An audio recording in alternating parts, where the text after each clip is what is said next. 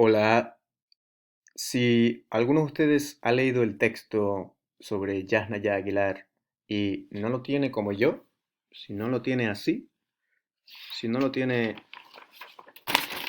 así, ¿eh? Apuntado, anotado, subrayado, con las ideas básicas de cada párrafo, los márgenes, con las palabras clave de cada párrafo, ¿de acuerdo? Con ideas. ¿M? Si no lo tienes así, ¿m? ¿De acuerdo? Si no lo tienes así, ideas clave, ¿de acuerdo? Igual, subrayado, idea clave de cada párrafo.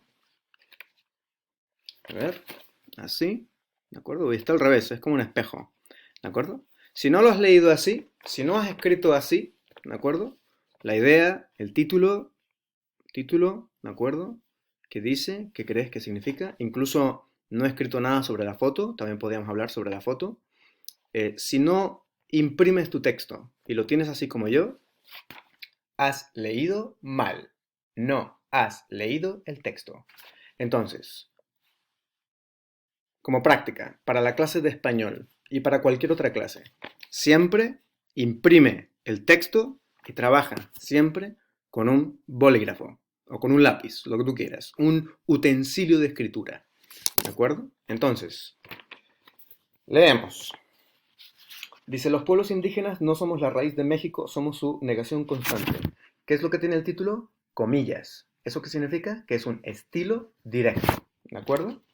Y que me dice que el título es una cita del texto, no es un título a propósito, como nosotros hemos aprendido, un título que hace referencia al contenido, sino es un título que hace referencia al contenido, pero está en forma de cita, ¿verdad? Es un estilo directo, entre comillas, ¿de acuerdo?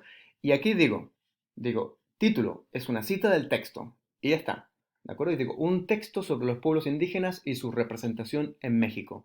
Eso es lo que yo pienso después de leer esta cita. Luego, a medida que sigo leyendo y tomo notas, ¿no? Cuando llego al párrafo 5 me doy cuenta de que esa cita es del párrafo 5 y lo pongo aquí, ¿de acuerdo? Quinto párrafo, lo pongo en otra tinta que refleja que ya he empezado a leer, ¿de acuerdo? Vamos a leer la primera frase.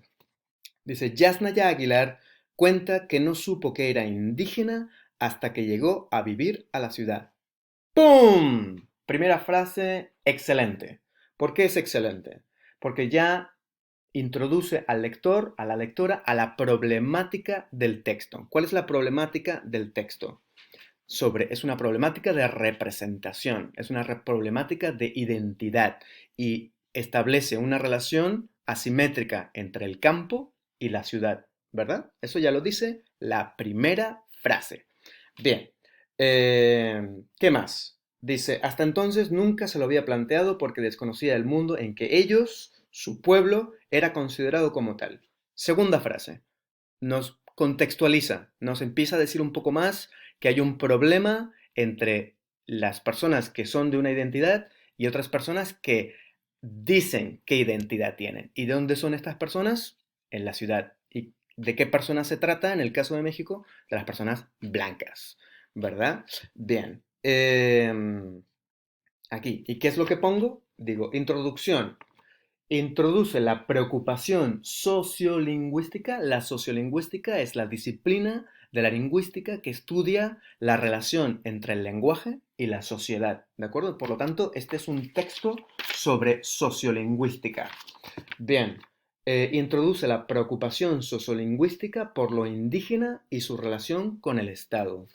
¿De acuerdo? Ese es el primer párrafo. ¿Qué palabras clave hay en el primer párrafo? Palabra clave, indígena, ciudad, carga, ¿de acuerdo? Yo considero esas. Por la primera página. ¿Qué más en la segunda página? Incomodidad y categorizado o ser categorizado. Esas creo que son las palabras clave del primer párrafo. ¿De acuerdo? Ya que estamos practicando la pasiva, fíjense que dice ser categorizado. Siempre cuando leas una pasiva, pregúntate, ¿quién categoriza? Siempre pregúntate, ¿Quién hace qué? ¿De acuerdo? Igual que en este caso, justo en la primera hoja, en la primera página. Dice, hasta entonces nunca se lo había planteado porque desconocía el mundo en que ellos, su pueblo, Ayutla Mix, en Oaxaca, en el sur de México, era considerado como tal. Era considerado. Era, verbo ser, en imperfecto, considerado, participio, es una voz pasiva. Y entonces, ¿quién? ¿Quién considera? ¿De acuerdo? La voz pasiva siempre borra a los actores. Tenemos siempre que preguntar, ¿quién considera? Pues, ¿quién considera al pueblo de Oaxaca como indígena? De nuevo, los blancos, el Estado mexicano, que se acumula, que se concentra en la ciudad. Bien. Segundo párrafo. Es ese extrañamiento de ser nombrada por el otro. Otra voz pasiva, ser nombrada por el otro. ¿Quién es el otro? Lo pregunto, lo dejo ahí. ¿De acuerdo? De fraude.